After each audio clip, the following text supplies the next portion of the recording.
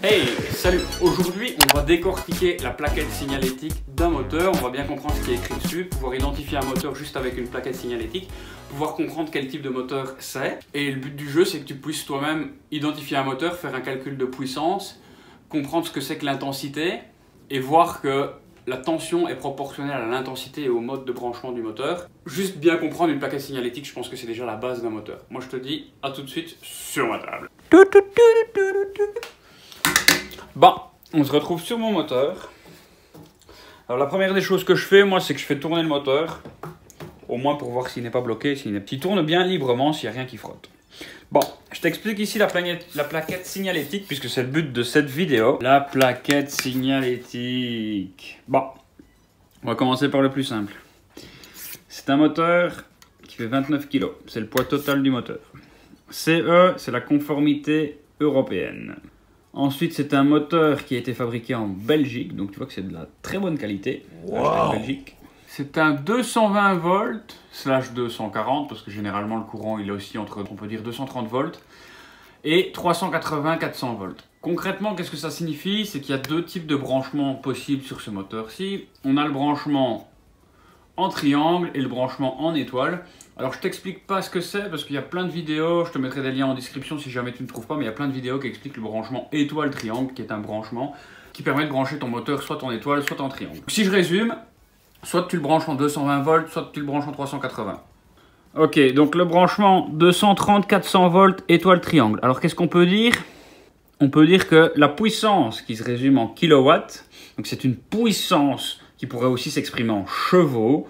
Pour rappel, 1 kW égale chevaux. Soit on le branche en 230 volts et à ce moment-là, on a 8,2 ampères. C'est l'intensité de courant, donc c'est la consommation de courant. Donc tu vois que plus le voltage est bas, plus l'intensité est haute.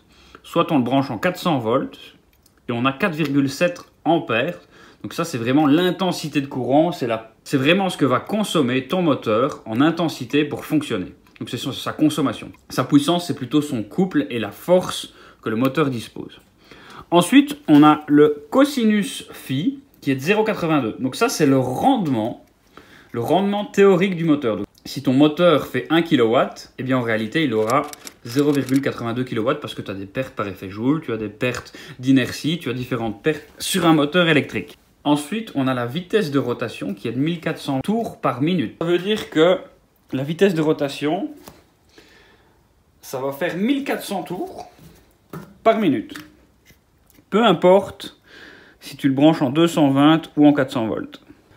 Donc ce que je t'ai expliqué là, c'était pour un 230/400 volts à 50 Hz, qui est la fréquence généralement utilisée en Europe. Si maintenant tu le branches sur du 220/240 en 380-420 volts, donc tu vois que le voltage est un petit peu plus puissant, eh bien l'intensité, puisqu'ici tu passes de 230 à 240, elle est de 8,3 ampères ou 4,8 ampères.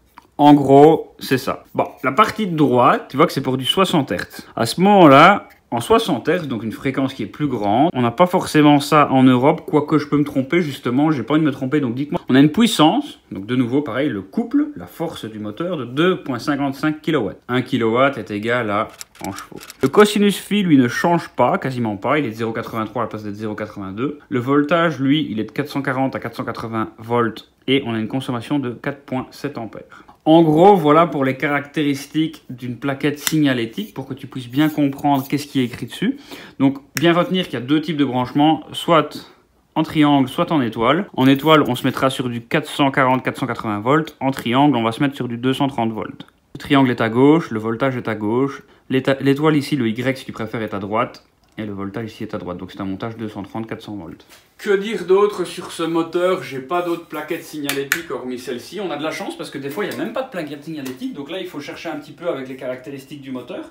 On n'a rien d'autre écrit dessus, donc on a vraiment de la chance, on a la plaquette. Et si tu regardes, la plaquette elle est soudée, elle est rivetée même, pardon, elle est rivetée sur le moteur, elle est même pas vissée pour ne pas qu'on puisse l'enlever.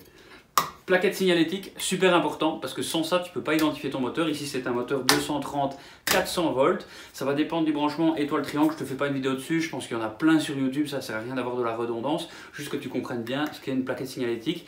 et comment est-ce qu'on trouve les caractéristiques du moteur. Si tu veux calculer la puissance du moteur, parce qu'on n'a pas fait le calcul, on prend les kilowatts. Ici c'est 2.2 kW en branchement 220 volts 50 Hz fois 0,82 qui est le cosinus phi. Et là tu vas trouver la puissance du moteur. Donc rappelle, c'est le couple, c'est vraiment la force.